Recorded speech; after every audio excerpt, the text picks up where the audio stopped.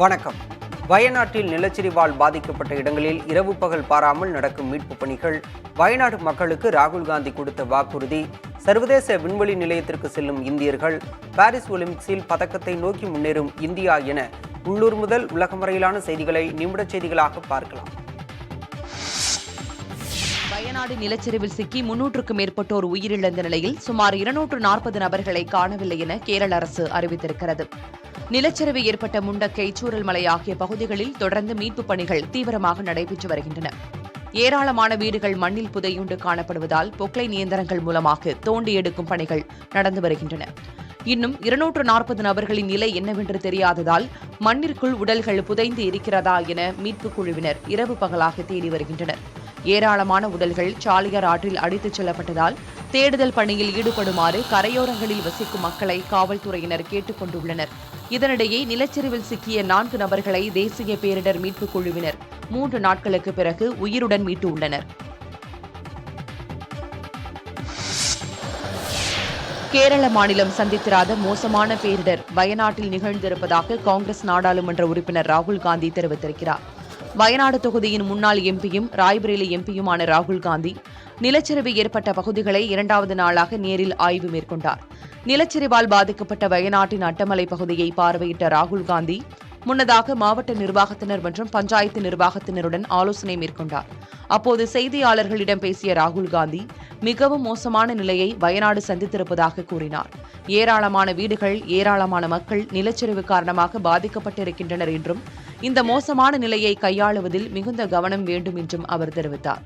காங்கிரஸ் இயக்கம் சார்பில் பாதிக்கப்பட்டவர்களுக்கு 100க்கும் மேற்பட்ட வீடுகள் கட்டித்தர நடவடிக்கை எடுக்கப்படும் என்றும் ராகுல் காந்தி அறிவித்தார். வயநாட்டில் மண்ணுக்குள் புதைந்த வீடுகளில் இருந்து மீட்புப் பணியை மேற்கொள்வது மீட்புப் படைக்கு பெரும் சவாலாக அமைந்திருக்கிறது. வயநாட்டில் நிலச்சரிவு மற்றும் வெள்ளப்பெருக்கால் பாதிக்கப்பட்ட பகுதிகளில் மீட்புப் பணியில் மட்டும் 40 குழுக்கள் இரவு பகலாக ஈடுபட்டு வருகின்றனர். நிலச்சரிவில் பெரும் பாதிப்பை சந்தித்த முண்டக்கை மற்றும் சூரல்மலை ஆகிய பகுதிகளில் காணாமல் போனவர்களை தேடும் பணியும் தொடர்கிறது. தேடும் பணியில் மோப்ப நாய்களும் களமிறக்கப்பட்டுள்ளன. ராணுவம், தேசிய பேரிடர் மீட்புப் படை, கடற்படை மற்றும் வனத்துறை உள்ளிட்டவை இணைத்து களத்தில் செயலாற்றி வருகின்றனர். ஆற்றங்கரையோரம் உடல்களை தேடும் பணியும் மற்றொருபுறம் தொடர்கிறது. சாலியாறு கரையோரம் புதைந்துள்ள உடல்களை தேடும் பணியிலும் தன்னார்வலர்களும் ஈடுபட்டிருக்கின்றனர். ட்ரோன் காட்சிகள், கைபேசியில் கடைசியாக பதிவான சிக்னல்கள், ஹெலிகாப்டர்கள் உள்ளிட்ட பல வழிகளில் காணாமல் போனவர்களை தேடும் பணி நடைபெற்று வருகிறது. நிலச்சரிவு ஏற்பட்டு 4 நாட்கள் ஆனதால் பல இடங்களில் இருந்து துர்நாற்றம் வீச தொடங்கியிருப்பதாகவும் கூறப்படுகிறது. துர்நாற்றம் வீசும் பகுதிகளில் பொக்லைன் இயந்திரம் மூலம் மண்ணை தோண்டி உடல்கள் மீட்கப்படுகின்றன.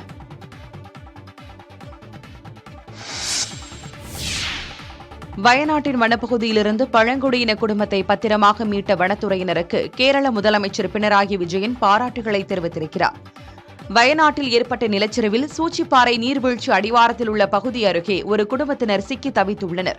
அவ்வழியாக சென்ற வனத்துறையினர் குழந்தைகள் உட்பட 6 நபர்களை மீட்டு பாதுகாப்பான பகுதிக்கு அழைத்துச் சென்றதுடன் அவர்களுக்கு தேவையான உணவு, உடைகளை வழங்கி வனத்துறையினர் உதவிகளை செய்தனர்.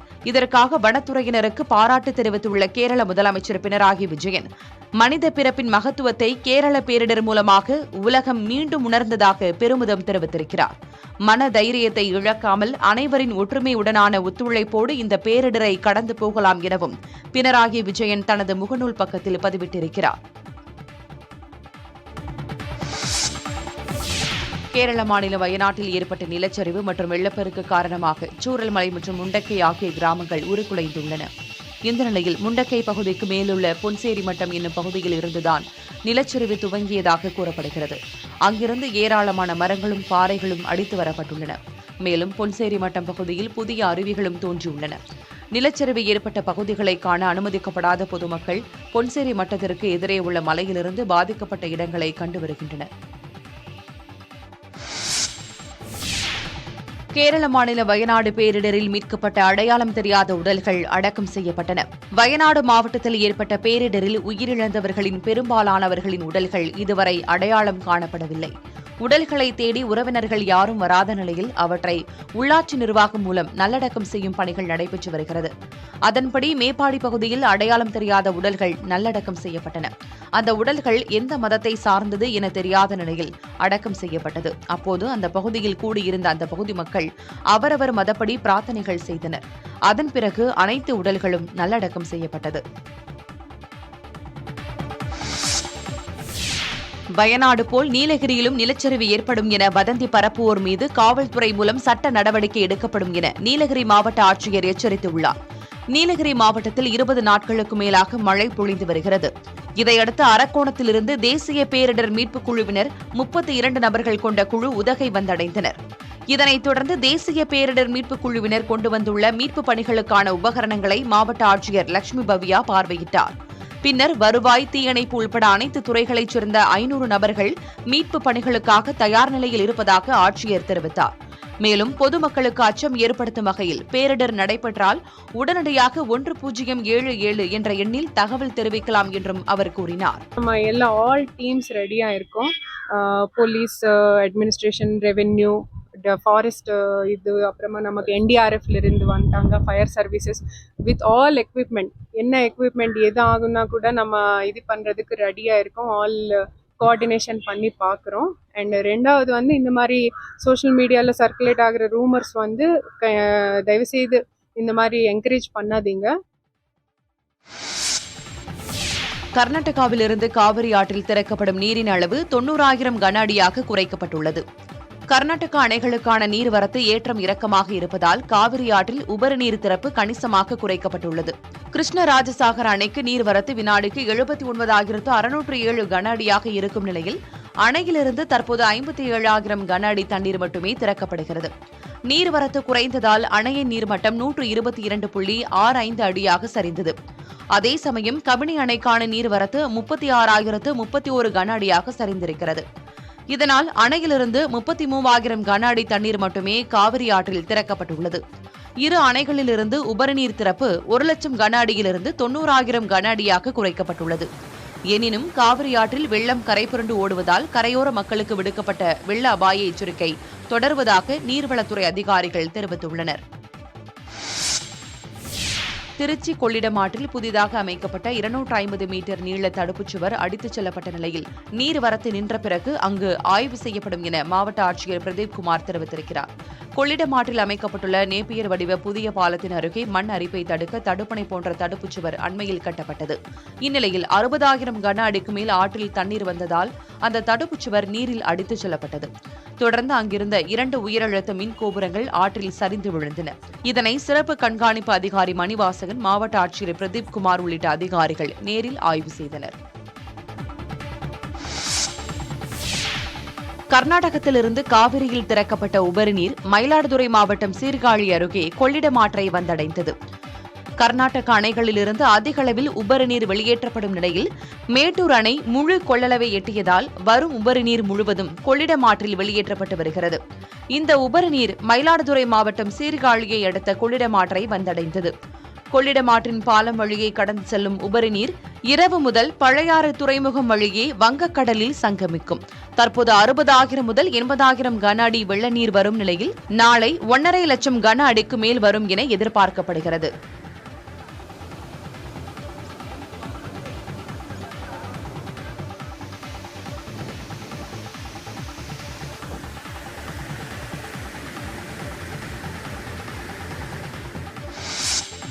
சர்வதேச விண்வெளி நிலைய பயணத்திற்கு ககன்யான் வீரர் சுபான்ஷு சுக்லா தேர்வு செய்யப்பட்டிருக்கிறார்.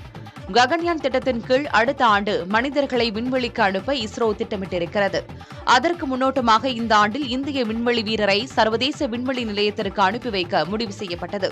இந்நிலையில் சர்வதேச விண்வெளி நிலைய பயணத்திற்கு குரூப் கேப்டன் சுபான்ஷு சுக்லா தேர்வு செய்யப்பட்டுள்ளதாக இஸ்ரோ அதிகாரப்பூர்வமாக அறிவித்திருக்கிறது. சுக்லாவுக்கு மாற்று வீரராக குரூப் கேப்டன் பிரசாந்த் பாலகிருஷ்ணன் நாயர் தேர்ந்தெடுக்கிறது. சர்வதேச விண்வெளி நிலையத்திற்கு செல்ல தேர்வு செய்யப்பட்ட இருவரும் ககன்யான் திட்டத்தின் கீழ் ரஷ்யா மற்றும் பெங்களூருவில் கடுமையான பயிற்சிகளை பெற்றனர். இஸ்ரேல் தாக்குதலில் உயிரிழந்த ஹமாஸ் அமைப்பின் மூத்த தலைவர் இஸ்மாயில் ஹனியே உடல் கத்தாரில் அடக்கம் செய்யப்பட்டது. அவரது இறுதிச் சடங்கு நிகழ்வில் ஆயிரக்கணக்கானோர் பங்கேற்று இஸ்மாயில் ஹனியே உடலுக்கு அஞ்சலி செலுத்தினர். ஈரானின் தெஹரான் நகரில் வசித்து வந்த ஹமாஸ் அமைப்பின் அரசியல் பிரிவு தலைவர் இஸ்மாயில் ஹனியே இஸ்ரேல் நடத்திய வான்வழி தாக்குதலில் கொல்லப்பட்டார். இஸ்மாயில் ஹனியே மரணத்திற்கு ஈரான், துருக்கி, லெபனான் உள்ளிட்ட இஸ்லாமிய நாடுகள் இரங்கல் தெரிவித்ததுடன் இஸ்ரேலுக்கு கண்டனத்தையும் பதிவு செய்திருக்கிறது. இந்நிலையில் இஸ்மாயில் ஹனியே உடல் கத்தார் நாட்டில் அடக்கம் செய்யப்பட்டது. இறுதிச் சடங்கு நிகழ்வில் கலந்து கொண்ட அவரது மனைவி இஸ்மாயில் ஹனியே உடலை பார்த்து கதறி அழுதார். முன்னதாக இஸ்மாயில் ஹனியே உடல் ஈரான், துருக்கி உள்ளிட்ட நாடுகளுக்கு கொண்டு செல்லப்பட்டு பொதுமக்களின் அஞ்சலிக்காக வைக்கப்பட்டது. மத்திய கிழக்கின் சில பகுதிகளில் நிலவும் அசாதாரண சூழல் காரணமாக டெல் அவீவுக்கு செல்லும் விமானங்கள் ஆகஸ்ட் 8ஆம் தேதி வரை நிறுத்தி வைக்கப்பட்டுள்ளதாக ஏர் இந்தியா அறிவித்துள்ளது. சமீபத்தில் ஹமாஸ் அமைப்பின் முக்கிய தலைவர் இஸ்ரேல் நடத்திய தாக்குதலில் கொல்லப்பட்டார். இதற்கு பதிலடி கொடுக்கப்படும் என ஈரான் அறிவித்ததால் இஸ்ரேல், ஈரான் இடையே போர் பதற்றம் நீடித்து வருகிறது. இந்த நிலையில் இந்தியாவின் மிகப்பெரிய விமான நிறுவனமான ஏர் இந்தியா நிறுவனம் இஸ்ரேல் தலைநகர் டெல் அவீவுக்கு செல்லும் விமானங்களை ரத்து செய்துள்ளது. விமான பணியாளர்கள் மற்றும் பயணிகளின் பாதுகாப்பை உறுதி செய்யவே விமான சேவை தற்காலிகமாக ரத்து செய்யப்படுவதாக ஏர் இந்தியா விளக்கம் அளித்துள்ளது. இந்தியா, இலங்கை அணிகளுக்கு இடையேயான முதலாவது ஒருநாள் கிரிக்கெட் போட்டி சமனில் முடிவடைந்தது. கொழும்பு பிரேமதாசா மைதானத்தில் நடந்த போட்டியில் டாஸ் வென்ற இலங்கை அணி பேட்டிங்கை தேர்வு செய்து விளையாடியது. 50 ஓவர்கள் முடிவில் இலங்கை அணி 8 விக்கெட்டுகளை இழந்து 230 ரன்கள் எடுத்தது. அந்த அணியின் வீரர் துனித் வெல்லலகே 67 ரன்களும், நிசாங்கா 56 ரன்களும் எடுத்தனர். இந்தியா தரப்பில் அதிகபட்சமாக அர்ஷ்தீப் சிங், அக்சர் பட்டேல் ஆகியோர் தலா 2 விக்கெட்டுகளை கைப்பற்றினர். 231 ரன்கள் எடுத்தால் வெற்றி என்ற இலக்கை நோக்கி களமிறங்கிய இந்திய அணியின் தொடக்க ஆட்டக்காரரான ரோஹித் சர்மா அதிரடியாக விளையாடி 33 பந்துகளில் அரை சதம் அடித்து அசத்தினார். அடுத்து வந்த கோலி, ஸ்ரேயாஸ் ஐயர், KL ராகுல், அக்சர் பட்டேல் ஆகியோர் தங்கள் பங்கிற்கு என ரன்களை அடித்தனர். இந்தியா எளிதில் வெற்றி பெறும் என எதிர்பார்த்த நிலையில் இலங்கை அணியின் சுழற்பந்து வீச்சாளர்கள் அபாரமாக பந்து வீசி இந்திய வீரர்களை வெளியேற்றினர். 47.5 ஓவர்களில் இந்திய அணி 230 ரன்களில் ஆல் அவுட் ஆனது. ஆட்டம் சமனில் முடிவடைந்த நிலையில் வெற்றியாளரை தீர்மானிக்கும் சூப்பர் ஓவர் முறை கடைபிடிக்கப்படவில்லை. தூத்துக்குடி துப்பாக்கிச்சூடு சம்பவம் நடந்தபோது பணியாற்றிய அதிகாரிகளின் சொத்து விவரங்களை விசாரித்து தாக்கல் செய்ய வேண்டும் என்ற சென்னை உயர்நீதிமன்ற உத்தரவுக்கு உச்சநீதிமன்றம் இடைக்கால தடை விதித்தது. தூத்துக்குடி துப்பாக்கிச்சூடு சம்பவம் தொடர்பாக மனித உரிமை ஆர்வலர் ஹென்றி திபேன் தாக்கல் செய்த வழக்கை விசாரித்த சென்னை உயர்நீதிமன்றம் சிபிஐ விசாரணை குறித்து கடும் அதிருப்தி தெரிவித்தது. துப்பாக்கிச்சூடு சம்பவம் நடந்த காலத்தில் பணியாற்றிய அதிகாரிகளின் சொத்து விவரங்களையும் விசாரிக்க லஞ்ச ஒழிப்புத்துறைக்கு உத்தரவிட்டது. இதற்கு எதிராக சந்திரன், சலேஷ்குமார் உள்ளிட்ட சிலர் உச்சநீதிமன்றத்தில் மேல்முறையீடு செய்தனர். அப்போது தூத்துக்குடி துப்பாக்கிச்சூடு வழக்கை சிபிஐ விசாரிப்பதாகவும் மற்றொருபுறம் அதிகாரிகளின் சொத்து விவரங்களை சேகரிக்க லஞ்ச ஒழிப்புத்துறைக்கு உயர்நீதிமன்றம் உத்தரவிட்டுள்ளதாகவும் மனுதாரர் தரப்பு சுட்டிக்காட்டியது. ஒரே நேரத்தில் இரு அமைப்புகள் எப்படி விசாரிக்க முடியும் என்றும் கேள்வி எழுப்பியது. இதனை கேட்டறிந்த உச்சநீதிமன்றம் சென்னை உயர்நீதிமன்றம் பிறப்பித்த உத்தரவுக்கு இடைக்கால தடை விதித்தது. மனு மீது எதிர் மனுதாரர் பதிலளிக்க நோட்டீஸ் பிறப்பித்து உத்தரவிட்டது. மக்களின் கோரிக்கைகளை நிறைவேற்றுவதுதான் திமுக அரசின் நோக்கம் என அமைச்சர் உதயநிதி ஸ்டாலின் தெரிவித்தார். ஈரோட்டில் கலைஞர் விளையாட்டு உபகரணங்கள் மற்றும் நலத்திட்ட உதவிகள் வழங்கும் விழா நடைபெற்றது. இதில் இளைஞர் நலன் மற்றும் விளையாட்டுத்துறை அமைச்சர் உதயநிதி ஸ்டாலின் 4000 பயனாளிகளுக்கு 22 கோடி ரூபாய் மதிப்பீட்டில் நலத்திட்ட உதவிகளை வழங்கினார். மேலும் ஈரோடு மற்றும் கரூர் மாவட்டங்களில் உள்ள 382 ஊராட்சிகளுக்கு கலைஞர் விளையாட்டு உபகரணங்களை வழங்கினார். தொடர்ந்து சட்டமன்ற உறுப்பினர் EVKS இளங்கோவன் உட்பட 50 பயனாளிகளுக்கு பட்டா வழங்கினார். விழாவில் பேசிய அமைச்சர் உதயநிதி ஸ்டாலின் மக்களுக்கு உழைக்க முதல்வர் தயாராக இருப்பதாகவும் திமுக அரசின் சாதனைகளுக்கு பொதுமக்கள் தான் சிறப்பு தூதர்களாக உள்ளனர் என்றும் தெரிவித்தார். கிட்டத்தட்ட 1800 பேருக்கு வீட்டுமனை பட்டாவை வழங்கியிருக்கின்றோம். இதில் பெருமையாக குறிப்பாக சொல்ல வேண்டும் என்றால், தந்தை பெரியாருடைய இடத்திற்கு அவருடைய பேரன் ஈரோடு கிழக்கு மன்ற சட்டமன்ற உறுப்பினர் அண்ணன் EVKS இளங்கோவன் அவர்களிடம் அந்த பட்டாவை வழங்கியிருக்கின்றோம். பெரியாருடைய பேரனுக்கு பட்டாவை வழங்கியிருக்கின்றோம். பெரியாருடைய கொள்ளு பேத்திக்கு உயரிய ஊக்கத்தொகையும் வழங்கியிருக்கின்றோம் என்றால் அதுதான் இந்த திராவிட மாடல் அரசு. லைகா நிறுவனம் தொடர்ந்த வழக்கில் 2வது நாளாக சென்னை உயர்நீதிமன்றத்தில் நடிகர் விஷால் சாட்சியம் அளித்தார். விஷால் பிலிம் ஃபேக்டரி பட தயாரிப்பு நிறுவனத்திற்காக நடிகர் விஷால் சினிமா பைனான்சியர் அன்புச்செழியனிடம் 21 கோடியே 29 லட்சம் ரூபாய் கடன் பெற்றதாக தெரிகிறது. இதனை விஷாலுக்கு பதிலாக லைகா புரொடக்ஷன் நிறுவனம் செலுத்திய நிலையில் லைகாவிற்கு அந்த தொகையை விஷால் வழங்கவில்லை என்று கூறப்படுகிறது. இதையடுத்து லைகா நிறுவனம் சென்னை உயர்நீதிமன்றத்தில் வழக்கு தொடர்ந்தது. இந்த வழக்கில் தொடர்ந்து 2வது நாளாக விஷாலிடம் லைகா தரப்பு வழக்கறிஞர் குறுக்கு விசாரணை மேற்கொண்டார். 2 நாட்களாக நடத்தப்பட்ட குறுக்கு விசாரணையில் விஷாலிடம் 150க்கும் மேற்பட்ட கேள்விகள் கேட்கப்பட்டுள்ளன. அவற்றுக்கு சாட்சி கூண்டில் நின்றவாறு 2.5 மணி நேரம் அவர் பதிலளித்திருக்கிறார். குறுக்கு விசாரணை முடிவடைந்ததை அடுத்து இந்த வழக்கு வழக்கறிஞர்களின் வாதத்திற்காக அடுத்த மாதம் 9ஆம் தேதிக்கு தள்ளி வைக்கப்பட்டிருக்கிறது. மதுரை எய்ம்ஸ் மருத்துவமனை அமைக்கும் பணிகளில் காலதாமதம் ஏற்பட்டுள்ளது என்பதை ஏற்றுக்கொள்வதாக மத்திய சுகாதாரத்துறை அமைச்சர் ஜே.பி. நட்டா தெரிவித்திருக்கிறார். மக்களவையில் கேள்வி நேர விவாதத்தின் போது மதுரை எய்ம்ஸ் மருத்துவமனை குறித்து திமுக எம்பி ஆர். ராசா வினவினார். அடிக்கல் நாட்டப்பட்டதோடு சரி, அதன் பிறகு கூடுதல் நிதி ஒதுக்கீடு, கட்டுமான பணிகளை மேற்கொள்வது போன்ற எந்த பணிகளும் நடத்தப்படவில்லை என்றும் குறிப்பிட்டார். இதற்கு பதில் கூறிய ஜே.பி. நட்டா, மதுரை எய்ம்ஸ் மருத்துவமனை கட்டுமான பணிகளை தொடங்குவதில் தொழில்நுட்ப ரீதியிலான சில சிக்கல்களால் தாமதம் ஏற்பட்டிருப்பதாக குறிப்பிட்டார். தற்போது கட்டுமான பணிகள் தொடங்கியுள்ள நிலையில் விரைவில் மதுரையில் எய்ம்ஸ் மருத்துவமனை கட்டடத்தை பார்க்க முடியும் என்றும் உறுதியளித்தார். இலங்கை கடற்படையால் 83 இந்திய மீனவர்கள் கைது செய்யப்பட்டுள்ளதாக மாநிலங்களவையில் மத்திய வெளியுறவுத்துறை அமைச்சகம் விளக்கமளித்துள்ளது. மீனவர்கள் கைது குறித்து திமுக எம்பி வில்சன் எழுத்துப்பூர்வமாக எழுப்பியிருந்த கேள்விக்கு மத்திய வெளியுறவுத்துறை இணையமைச்சர் கீர்த்திவர்தன் சிங் பதிலளித்தார். அப்போது இலங்கை கடற்படையால் கைது செய்யப்பட்ட இந்திய மீனவர்கள் 83 பேர் இலங்கை சிறையில் உள்ளதாகவும் 169 படகுகள் இலங்கை கடற்படையால் சிறைபிடிக்கப்பட்டுள்ளதாகவும் அவர் தெரிவித்துள்ளார். இலங்கையில் உள்ள இந்திய தூதர்கள் உதவியுடன் அந்நாட்டு அரசிடம் பேச்சுவார்த்தை நடத்தப்பட்டு வருவதாகவும் மாநிலங்களவையில் மத்திய இணையமைச்சர் விளக்கமளித்தார். பெங்களூரில் தனியார் மற்றும் அரசு நிறுவனங்கள் 650 கோடி ரூபாய் குடிநீர் கட்டணம் பாக்கி வைத்துள்ளதாக அதிர்ச்சி தகவல் வெளியாகியுள்ளது. இதனால் புதிய திட்டங்களை செயல்படுத்த பணம் இல்லாமல் பெங்களூரு குடிநீர் வாரியம் திணறுகிறது. பெங்களூரு குடிநீர் வாரியத்துக்கு கட்டணமாக மாதந்தோறும் 130 கோடி ரூபாய் முதல் 150 கோடி ரூபாய் வருவாய் கிடைக்க வேண்டும். ஆனால் கோடிக்கணக்கான ரூபாய் கட்டணம் பாக்கியிருப்பது தெரிய வந்துள்ளது. குடிநீர் வாரியத்துக்கு குடிநீர் கட்டணத்தை தவிர வேறு எந்த வருவாயும் இல்லை. இந்த வருவாயை கொண்டே பராமரிப்பு பணிகள், புதிய திட்டங்கள் செயல்படுத்த வேண்டிய நிலை உள்ளது. குடிநீர் கட்டணம் கடந்த 8 ஆண்டுகளாக உயர்த்தப்படவில்லை. அத்துடன் கட்டண பாக்கியம் தொடர்ந்து அதிகரிப்பதால் புதிய திட்டங்களை செயல்படுத்த முடியவில்லை என குடிநீர் வாரிய அதிகாரிகள் தெரிவிக்கின்றனர்.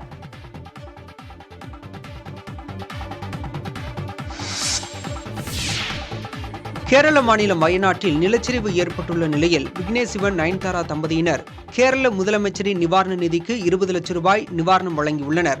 பெருவெள்ளம் காரணமாக வயநாட்டில் ஏற்பட்ட நிலச்சரிவில் சிக்கி 300க்கும் மேற்பட்டோர் உயிரிழந்தனர். மேலும் உயிரிழப்புகள் அதிகரிக்கப்படும் என அஞ்சப்படுகிறது. மீட்புப் பணிகள் தொடர்ந்து நடைபெற்று வருகிறது. இந்த நிலையில் வயநாட்டில் பாதிக்கப்பட்டோருக்கு நன்கொடை அளிக்கலாம் என அறிவுறுத்தப்பட்டது. அதன்படி நயன்தாரா 20 லட்சம் ரூபாய் நிவாரண நிதி வழங்கியுள்ளார். இதுகுறித்து அவர் வெளியிட்டுள்ள அறிக்கையில், வயநாடு சம்பவம் மிகுந்த வேதனையை தருகிறது என்றும் தன்னார்வ அமைப்புகள், அரசு நிறுவனங்கள் ஒன்றிணைந்து மீட்புப் பணியில் ஈடுபடுவது மகிழ்ச்சி அளிக்கிறது எனவும் தெரிவித்துள்ளார்.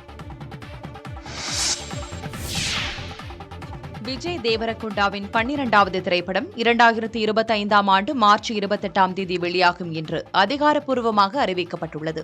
விஜய் தேவரகொண்டாவின் 12வது படத்தை ஜெர்சி படத்தை இயக்கிய கௌதம் தின்னானூரி இயக்குகிறார். இந்த படத்தின் படப்பிடிப்பு சமீபத்தில் இலங்கையில் தொடங்கியது. மேலும் பட தலைப்பு இந்த மாதம் அறிவிக்கப்படும் எனவும் படக்குழு தெரிவித்திருக்கிறது. இதற்கிடையில் அவரது 13வது படமாக அறிவித்த ஃபேமிலி ஸ்டார் திரைப்படம் வெளியாகி கலவையான விமர்சனங்களை பெற்றது குறிப்பிடத்தக்கது. வங்கதேசத்தில் ஷேக் ஹசீனா அரசுக்கு எதிராக மக்கள் மீண்டும் போராட்டத்தை முன்னெடுத்துள்ளனர். வங்கதேசத்தில் அரசு வேலைவாய்ப்பில் பின்பற்றப்பட்டு வரும் இடஒதுக்கீடு முறையை ரத்து செய்ய கோரி நடந்த போராட்டம் வன்முறையில் முடிந்தது. இதில் 150க்கும் மேற்பட்டோர் உயிரிழந்தனர். இந்த நிலையில் ஷேக் ஹசீனா அரசுக்கு எதிராக மக்கள் மீண்டும் போராட்டத்தில் ஈடுபட்டனர். தலைநகர் டாக்காவில் போராட்டத்தில் ஈடுபட்டவர்கள் அரசுக்கு எதிராக முழக்கங்களை எழுப்பியும் கைகளில் பதாகைகளை ஏந்தியவாறு பேரணி சென்றனர். ஆயிரக்கணக்கானோர் போராட்டத்தில் ஈடுபட்டதால் ராணுவம், காவல்துறையினர் தீவிர பாதுகாப்பில் ஈடுபட்டனர். முன்னதாக வங்கதேசத்தில் நடந்த போராட்டத்திற்கு காரணமாக இருந்ததாக கூறி எதிர்க்கட்சியின் மாணவர் பிரிவான இஸ்லாமிக் சதாரா ஷிபிர் என்ற அமைப்பை வங்கதேச அரசு தடை செய்தது. அரசின் இந்த நடவடிக்கைக்கு கண்டனம் தெரிவித்துள்ள ஜமாத்-இ இஸ்லாமி கட்சி இது சட்டவிரோதமானது என தெரிவித்துள்ளது.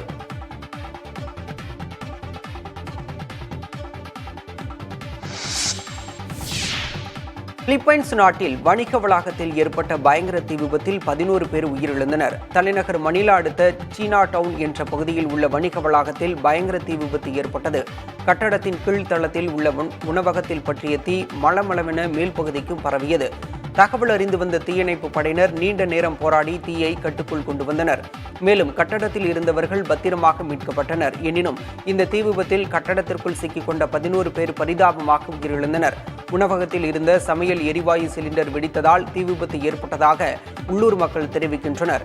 தீ விபத்தில் சிக்கிய வணிக வளாகத்திற்குள் குடியிருப்புகளும் இருந்ததாக கூறப்படும் நிலையில் விபத்துக்கான காரணம் குறித்து விசாரணை நடத்தப்பட்டு வருகிறது.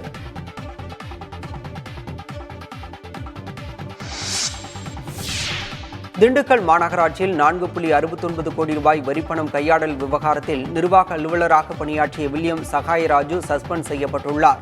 மாநகராட்சியில் கணக்கு பிரிவு இளநிலை உதவியாளராக பணியாற்றிய சரவணன் என்பவர் 2023 ஜூன் மாதம் முதல் மக்கள் மாநகராட்சிக்கு செலுத்திய வரிப்பணத்தை முறையாக வங்கியில் செலுத்தாமல் சிறிது சிறிதாக கையாடல் செய்துள்ளார். இதுகுறித்து அறிந்த மாநகராட்சி நிர்வாகம் ஆய்வு மேற்கொண்டதில் அவர் 4.69 கோடி ரூபாயை கையாடல் செய்தது தெரியவந்தது. இதையடுத்து இளநிலை உதவியாளர் சரவணன், கண்காணிப்பாளர் சாந்தி, இளநிலை பொறியாளர் சதீஷ் ஆகியோரை மாநகராட்சி நிர்வாகம் சஸ்பெண்ட் செய்தது. மேலும் சரவணன் மீது காவல்துறையில் புகார் அளிக்கப்பட்டு கைது செய்யப்பட்டுள்ளார்.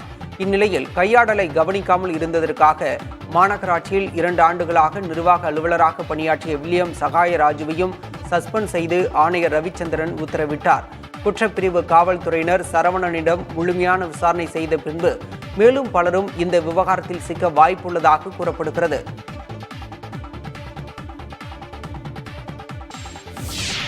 தேனி அரசு மருத்துவக் கல்லூரி மருத்துவமனை பகுதியில் கெட்டுப்போன உணவுகளை விற்பனை செய்ததாக உணவகங்களுக்கு அதிகாரிகள் அபராதம் விதித்தனர்.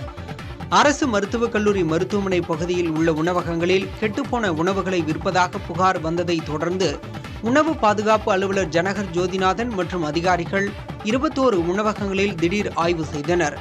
அப்போது கெட்டுப்போன உணவுப் பொருட்கள் விற்பனை, தடை செய்த பிளாஸ்டிக் பொருட்களை பயன்படுத்துதல், தடை செய்யப்பட்ட நிறமிகளை உணவில் சேர்த்தல் போன்றவற்றுக்காக 6 உணவகங்களின் உரிமையாளர்களுக்கு 1000 ரூபாய் முதல் 2000 ரூபாய் வரை அபராதம் விதித்தனர். மேலும் இதுபோன்று தவறு நடந்தால் கடைகளுக்கு சீல் வைத்து கடும் நடவடிக்கை எடுக்கப்படும் எனவும் அதிகாரிகள் எச்சரித்தனர். சேலம் மாவட்டம் காமலாபுரம் அரசு உயர்நிலைப் பள்ளியில் பள்ளி மேலாண்மை குழு நிர்வாகிகளின் கையெழுத்தை போலியாக இட்டு நிதி மோசடி செய்துள்ளதாக புகார் எழுந்துள்ளது. ஓமலூர் அடுத்த காமலாபுரம் அரசு உயர்நிலைப் பள்ளியில் பள்ளி மேலாண்மை குழு கூட்டம் நடைபெற்றது. அப்போது கடந்த 6 மாதங்களாக கூட்டம் நடத்தப்படாத நிலையில் கூட்டம் நடத்தியதாக வருகை பதிவேட்டில் குறிப்பிடப்பட்டிருந்தது பற்றி கேள்வி எழுப்பினர். போலியாக தீர்மான புத்தகத்தின் மூலம் ஒவ்வொரு மாதமும் கூட்டம் நடத்தியதைப் போல போலி ஆவணம் தயார் செய்து வைத்திருந்தது தெரிய வந்துள்ளது. பள்ளியில் பராமரிப்பு பணிகள் மேற்கொள்ளப்பட்டதாகவும் மாணவிகள் கழிப்பறைகள் புதுப்பிக்கப்பட்டதாகவும் கூறி நிதி மோசடி செய்திருப்பதாகவும் பள்ளி மேலாண்மை குழு உறுப்பினர்கள் குற்றம் சாட்டினர். மேலும் இது தொடர்பாக பள்ளிக் கல்வித்துறை விசாரித்து நடவடிக்கை எடுக்க வேண்டும் என கோரிக்கை விடுத்துள்ளனர். இதுகுறித்து பள்ளி தலைமை ஆசிரியரிடம் விளக்கம் கேட்டபோது தனக்கு மயக்கம் வருகிறது என்று கூறி அறையில் ஓய்வெடுக்க சென்று விட்டார்.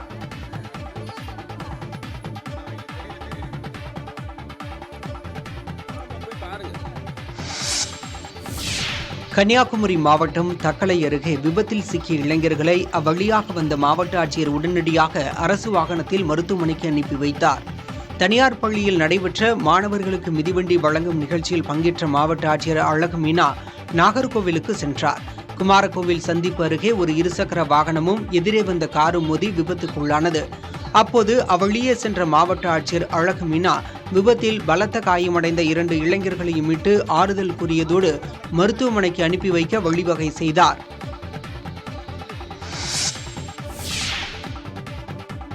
தூத்துக்குடி விபுரம் பகுதியில் தனியார் பால் விற்பனை நிலையத்தின் பூட்டை உடைத்து 50,000 ரூபாய் ரொக்கம் மற்றும் ஐஸ்கிரீம்களை திருடிச் சென்ற 3 பேரை காவல்துறையினர் தேடி வருகின்றனர். விபுரம் பகுதியில் பெருமாள் என்பவர் தனியார் பால் ஏஜென்சி மற்றும் ஐஸ்கிரீம் விற்பனை செய்யும் கடையை நடத்தி வருகிறார். இந்நிலையில் கடையை திறப்பதற்காக பெருமாள் வந்தபோது கடையின் பூட்டு உடைக்கப்பட்டு உள்ளே பெட்டியில் வைத்திருந்த 50,000 ரூபாய் பணம் மற்றும் ஐஸ்கிரீம்கள் திருடு போனது தெரிய வந்தது. இதையடுத்து பெருமாள் கடையில் இருந்த சிசிடிவி கேமரா பதிவுகளை ஆய்வு செய்ததில் தொப்பி மற்றும் முகத்தில் கர்ச்சிப் அணிந்திருந்த 3 இளைஞர்கள் கடையை நோட்டமிட்ட பின் பூட்டை உடைத்து பணம் மற்றும் ஐஸ்கிரீமை திருடிச் சென்றது தெரியவந்தது. இதுகுறித்த புகாரின் பேரில் திருட்டில் ஈடுபட்ட 3 இளைஞர்களை கண்காணிப்பு கேமரா பதிவுகள் உதவியுடன் மத்தியப்பாக்கம் காவல்துறையினர் தேடி வருகின்றனர்.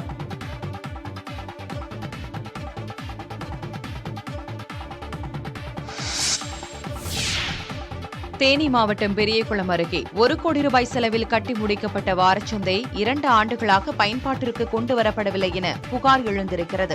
தேவதானப்பட்டி பேரூராட்சியை சுற்றி 20க்கும் மேற்பட்ட கிராமங்களில் விளைவிக்கப்படும் காய்கறிகளும் மளிகை பொருட்களும் வாரச்சந்தையில் விற்பனை செய்யப்படும். இதனைத் தொடர்ந்து வாரச்சந்தையை மேம்படுத்தும் திட்டத்தின் கீழ் 2019ஆம் ஆண்டு 1 கோடி ரூபாய் மதிப்பீட்டில் துவங்கப்பட்ட பணிகள் 2021ஆம் ஆண்டில் முடிக்கப்பட்டு 2 ஆண்டுகளாக பயன்பாட்டிற்கு வராமல் கிடப்பில் போடப்பட்டுள்ளன. மற்றொருபுறம் பேரூராட்சி அலுவலகம் அருகே உள்ள புளிய மரத்தடியில் டென்ட் அமைத்து வாரச்சந்தை நடைபெற்று வருகிறது. இதனால் மழை காலங்களில் வியாபாரம் செய்ய முடியாத நிலை ஏற்படுவதோடு பொதுமக்கள் வந்து செல்ல சிரமமாக உள்ளதாக புகார் எழுந்திருக்கிறது. இதுகுறித்து பேரூராட்சி தலைவரிடம் கேட்டபோது விரைவில் பயன்பாட்டிற்கு கொண்டுவர நடவடிக்கை எடுப்பதாக தெரிவித்தார். சென்னை அண்ணா மேம்பாலத்தின் பொன் விழாவையொட்டி வண்ண விளக்குகளால் புதுப்பிக்கப்பட்ட பாலத்தை முதலமைச்சர் மு.க.ஸ்டாலின் திறந்து வைத்தார். 1973ஆம் ஆண்டு மக்கள் பயன்பாட்டிற்கு கொண்டுவரப்பட்ட அண்ணா மேம்பாலம் பொன் விழாவை கொண்டாடும் நிலையில் 10 கோடியே 85 லட்சம் ரூபாயில் புனரமைப்பு பணிகள் மேற்கொள்ளப்பட்டன. பாலத்தின் கீழ் பசுமை செடிகள், நடைபாதைகள் அமைக்கப்பட்டு வண்ண விளக்குகளால் மேம்பாலம் அலங்கரிக்கப்பட்டிருந்தன. அதனை பொதுமக்கள் பயன்பாட்டிற்காக முதலமைச்சர் ஸ்டாலின் திறந்து வைத்தார். இந்த நிகழ்வில் அமைச்சர் ஏவ வேலு, சென்னை மேயர் பிரியா, நாடாளுமன்ற சட்டமன்ற உறுப்பினர்கள் மற்றும் தலைமைச் செயலாளர் சிவதாஸ் மீனா கலந்து கொண்டனர்.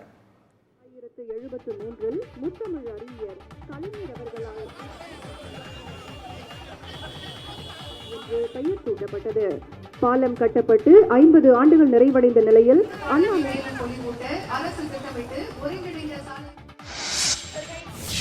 சொந்த உழைப்பாலும் கல்வியாலும் உயர்ந்து பொது வாழ்வுக்கு வந்தேன் என அமைச்சர் PTR பழனிவேல் தியாகராஜன் பேசியுள்ளார். மதுரை தத்தநேரியில் உள்ள திருவிக்க மாநகராட்சி மேல்நிலைப் பள்ளியில் 194 மாணாக்கர்களுக்கு விலையில்லா மிதிவண்டி மற்றும் சீருடைகள் வழங்கும் நிகழ்ச்சி நடைபெற்றது. இதில் அமைச்சர் பழனிவேல் தியாகராஜன், ஆட்சியர் சங்கீதா, மேயர் இந்திராணி உள்ளிட்டோர் பங்கேற்றனர். அப்போது நிகழ்ச்சியில் பேசிய அமைச்சர் பழனிவேல் தியாகராஜன், கல்வியையும் சுகாதாரத்தையும் 2 கண்களாக நினைத்து திமுக அரசு பணியாற்றி வருவதாக கூறினார். பத்தல் வியாபாரியான கல்வி கொடையாளர் ராஜேந்திரன் கல்வி முன்னேற்றத்திற்காக தனது சொத்தை தானமாக வழங்கி இருக்கிறார் என்ற அவர், தனது சொந்த உழைப்பால் பெற்ற கல்வியால் தான் கோடீஸ்வரன் ஆனேன் என்றும், தந்தை சொத்து இனி தேவைப்படாது என்ற பிறகுதான் இந்தியாவுக்கு திரும்பி வந்து பொது வாழ்வுக்கு வந்தேன் என்றும் கூறினார். தனிப்பட்ட உழைப்பினால் கல்வியினால் கோடீஸ்வரன் ஆன பிறகுதான், என் அப்பா சொத்து 1 ரூபா தேவைப்படாத அளவுக்கு கோடீஸ்வரன் ஆன பிறகுதான் நான் திருப்பி இந்தியாவுக்கு திரும்பி இங்கே பொது வாழ்க்கைக்கு வந்திருக்கிறேன். எனவே எந்த இடத்தில் பிறந்தாலும், அது ஏழையாக இருந்தாலும் பணக்காரனாக இருந்தாலும், நாங்கள் முதலமைச்சர் கூறுவது போல் நீங்கள் பெற்ற கல்வியை யாரும் உங்களிடம் பறிக்கவே முடியாத ஒரு சொத்து. கல்வி முக்கியம் என்றால் எல்லோருக்கும் முக்கியம்.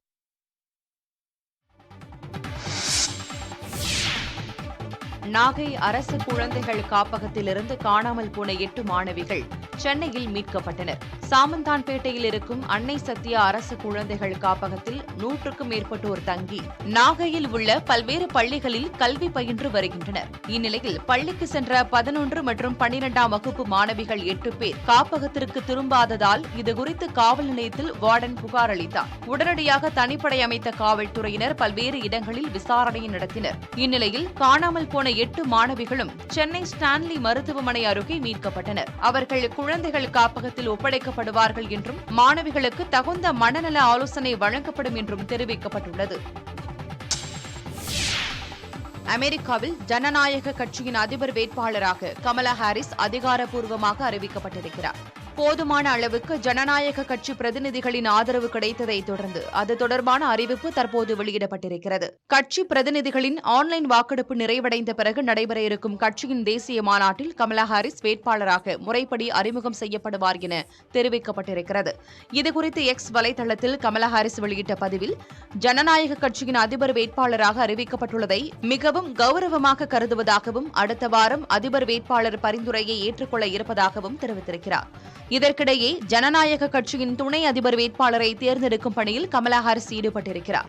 இந்த போட்டியில் 6 நபர்கள் உள்ளதாகவும் அவர்களிடம் கமலா ஹாரிஸ் நேர்காணலில் ஈடுபட்டு வருவதாகவும் தகவல்கள் கிடைத்திருக்கின்றன.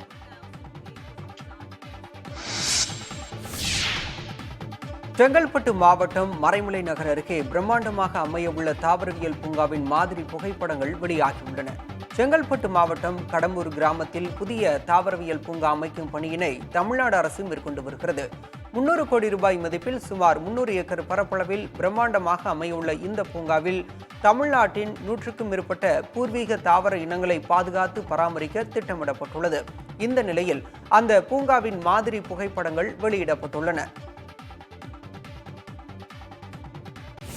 சர்வதேச விண்வெளி நிலைய பயணத்திற்கு ககன்யான் வீரர் சுபான்ஷு சுக்லா தேர்வு செய்யப்பட்டிருக்கிறார். ககன்யான் திட்டத்தின் கீழ் அடுத்த ஆண்டு மனிதர்களை விண்வெளிக்கு அனுப்ப இஸ்ரோ திட்டமிட்டிருக்கிறது.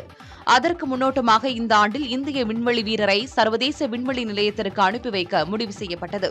இந்நிலையில் சர்வதேச விண்வெளி நிலைய பயணத்திற்கு குரூப் கேப்டன் சுபான்ஷு சுக்லா தேர்வு செய்யப்பட்டுள்ளதாக இஸ்ரோ அதிகாரப்பூர்வமாக அறிவித்திருக்கிறது.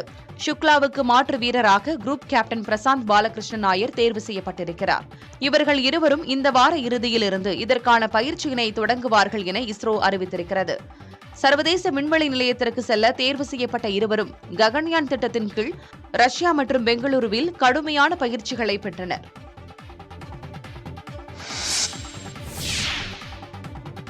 நடிகை த்ரிஷா நடிப்பில் உருவாகியுள்ள பிருந்தா இணையத்தொடர் சோனி லைவ் OTT-யில் வெளியானது. பொன்னியின் செல்வன், லியோ திரைப்படங்களின் மூலமாக மீண்டும் தமிழ் சினிமாவில் கம்பேக் கொடுத்திருக்கிறார் த்ரிஷா. தற்போது அஜித் குமார் நடிக்கும் விடாமுயற்சி படத்தில் அவருக்கு ஜோடியாக நடித்து வருகிறார். அதே நேரம் இயக்குநர் சூர்யா மனோஜ் பங்களா இயக்கத்தில் கிரைம் த்ரில்லர் கதையாக உருவாகியுள்ள பிருந்தா என்ற இணையத்தொடரிலும் நடித்திருக்கிறார். இதில் த்ரிஷா காவல்துறை உதவி ஆய்வாளராக நடித்திருக்கிறார். இந்த இணையத்தொடர் வெளியானது குறித்து தனது இன்ஸ்டாகிராம் பக்கத்தில் வீடியோ ஒன்றை வெளியிட்டுள்ளார்.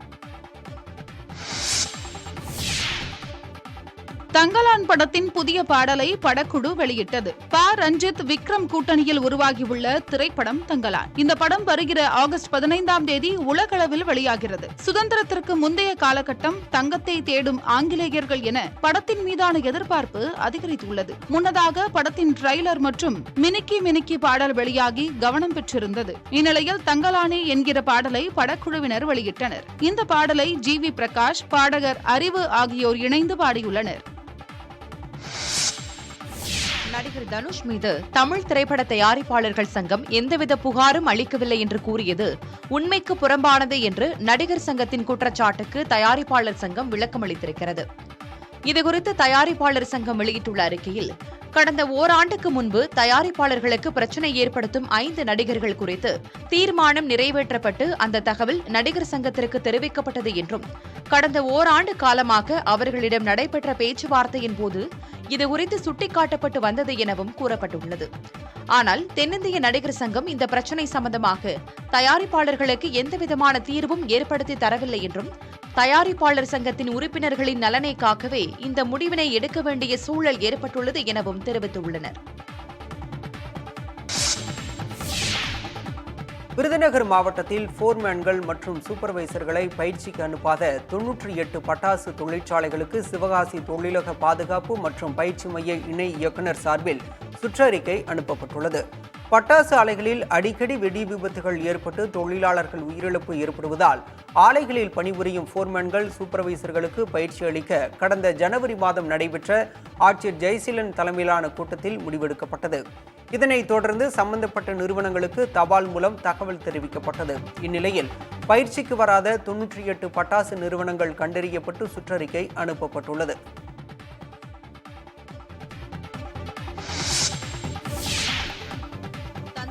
புதுப்பிக்கப்பட்ட சிவகங்கை பூங்கா வரும் 8ஆம் தேதி திறக்கப்பட உள்ளதாக பூங்காவை ஆய்வு செய்த மேயர் ராமநாதன் தெரிவித்திருக்கிறார்.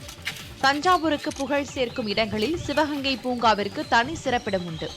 இந்த பூங்காவில் மான்கள், மயில், புனுகு பூனை, முயல், நரி போன்றவை வளர்க்கப்பட்டு வந்தன. சிறுவர்களுக்கான விளையாட்டு உபகரணங்கள், சிறுவர் ரயில், சிவகங்கை குளத்தில் படகுகள் என பல்வேறு பொழுதுபோக்கு அம்சங்கள் இருந்து வந்தன.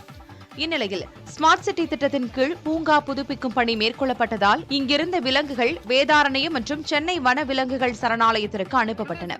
கடந்த சில ஆண்டுகளாக பணிகள் நடந்து வந்த நிலையில் தற்போது பூங்கா திறப்பு விழா காண உள்ளது.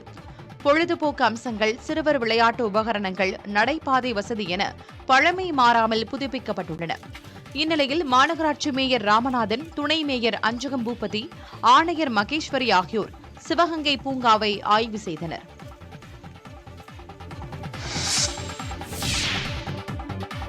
நாமக்கல் மாவட்டம் கொல்லிமலையில் வல்வில் ஓரி விழாவை முன்னிட்டு மலர் கண்காட்சி நடைபெறுகிறது.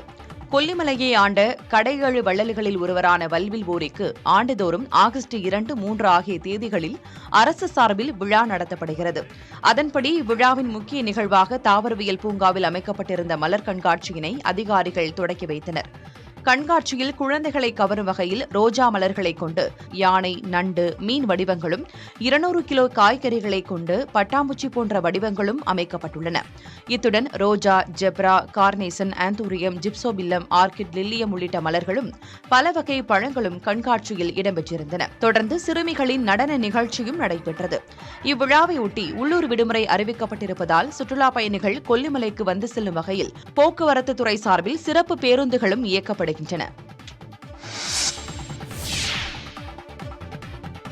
புதுக்கோட்டை மாவட்ட வனப்பகுதியில் யூக்கலிப்டஸ் மரங்களை நடுவதற்கு இடைக்கால தடை கோரிய வழக்கில் 2 மாதங்களில் அறிக்கை தாக்கல் செய்ய வல்லுநர் குழுவுக்கு உயர்நீதிமன்ற மதுரை கிளை உத்தரவிட்டுள்ளது. அம்மாவட்டத்தைச் சேர்ந்த விவசாய சங்க நிர்வாகி தாக்கல் செய்த வழக்கில் வனப்பகுதியில் யூக்கலிப்டஸ் மரங்கள் நடப்பட்டு வருவதால் புதுக்கோட்டையின் பாரம்பரிய நீர் மேலாண்மை அமைப்பு சிதையும் நிலையில் இருப்பதாக குறிப்பிட்டிருந்தார். இதற்காக அந்த மரங்களை நடுவதற்கு இடைக்கால தடை விதிப்பதோடு நீரோட்டத்தை பாதிக்கும் வகையில் செய்யப்பட்டுள்ள ஏற்பாடுகளை நீக்கவும் வலியுறுத்தினார். வழக்கை விசாரித்த நீதிமன்றம் காகிதமின்றி உயிர் வாழலாம், ஆனால் உணவில்லாமல் வாழ இயலுமா என கேள்வி எழுப்பியது. பல இடங்களில் புன்சை நிலங்கள் பிளாட்டுகளாக மாற்றப்பட்டு விட்டதாகவும் கருத்து தெரிவித்தது. மேலும் புதுக்கோட்டை மாவட்டத்தில் வனப்பரப்பில் யூக்கலிப்டஸ் மரங்கள் அதிகம் வளர்ப்பதால் சமவெளி பகுதிகளில் உள்ள நீர்நிலைகளுக்கு மழைநீர் வருவது தடுக்கப்படுகிறதா என்பதை 6 நபர்கள் கொண்ட வல்லுநர் குழு ஆய்வு செய்து 2 மாதங்களில் அறிக்கை தாக்கல் செய்ய உத்தரவிட்டது.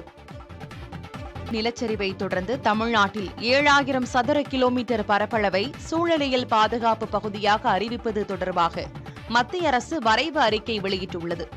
மத்திய அரசின் புதிய வரைவு அறிக்கையில் தமிழ்நாட்டிலிருந்து குஜராத் வரை நீண்டுள்ள மேற்கு தொடர்ச்சி மலைத்தொடரில் 56,825 சதுர கிலோமீட்டர் பரப்பளவு இடம்பெற்றுள்ளது.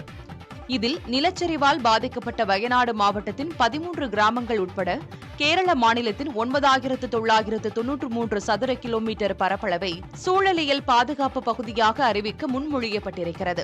தமிழ்நாட்டில் 6,914 சதுர கிலோமீட்டர், கர்நாடகாவில் 20,668 சதுர கிலோமீட்டர், மகாராஷ்டிராவில் 17,340 கிலோமீட்டர் பரப்பளவும் இதில் அடங்கும்.